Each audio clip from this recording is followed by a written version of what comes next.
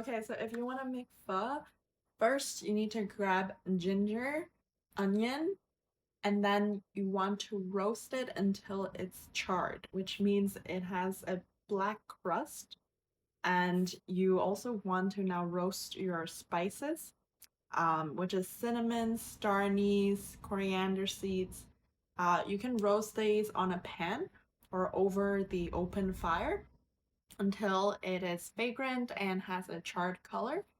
Then you put it all together in a pot and fill it with bone marrows. It could be beef, it could be pork, preferably beef. And bonus, if you have the bone marrows that has like marrow still in it, because it is very decadent. You can roast it and have it with bread later as well when the soup is done. And you want to put it all in a pot and then you simmer and you want to go for at least 3 hours and 12 hours maximum for the broth to seep. And to season the broth, you want to add in some MSG, salt, bit of sugar, and of course, very important, fish sauce. And then after you put all of that together, you taste it, see if the seasoning is good, and then you put in your beef. So there's a few ways to add beef pho.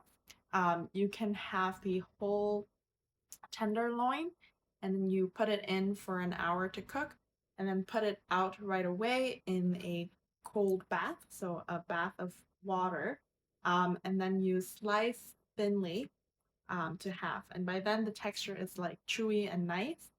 You can add beef balls in there. You can add the stomach lining of like the beef. And for raw beef, the one that you see in the store, you want to take a nice piece of steak, slice very thinly, or you can do this, and then you lay it over on your bowl when you're preparing it and pour the hot broth over it, and that just cooks it enough. And to plate up, you boil your noodles, and just remember it's just al dente. You do not want it to be overcooked, so half the water should be boiling. Put the dry noodles in, and then take it out the moment it gets soft. Garnish it with sliced onions and green onions. Of course, garnish with Vietnamese basil and the bean sprouts, and then put your beef and broth together, and that's pretty much all.